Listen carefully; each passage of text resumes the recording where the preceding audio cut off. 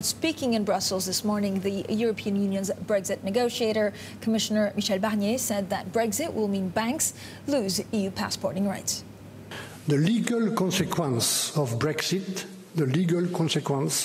is that the UK financial service providers lose their EU passport. Well, joining us now on set is Bloomberg's Brexit editor, Emma Ross-Thomas. Emma, this is, I don't know whether this is a huge deal because no one was expecting it or whether he's just being very frank. That's right. I think it's probably the most explicit that we've heard Barnier, make this clear. None of the banks have been expecting this. As you know, they've been making contingency plans. They've been leasing offices in Frankfurt, and that's because no one really expects to keep passporting, and that's because passporting is only possible because of the single market. And as soon as Theresa May said we're leaving the single market, it basically became clear that passporting would go. Now, the UK government would like a free trade agreement that is sort of the most ambitious ever signed and that includes financial services.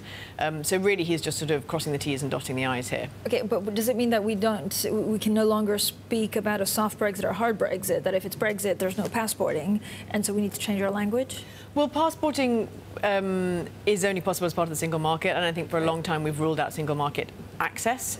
So it's a question really of whether you get equivalence or there's a sort of third option that's kicking around, which is, I think it's called mutual recognition, which is sort of a bit better than equivalence. Because, of course, the problem with equivalence is that it's very fragile, because at the whim of one side, it can be reneged. And that's why people don't really like that setup.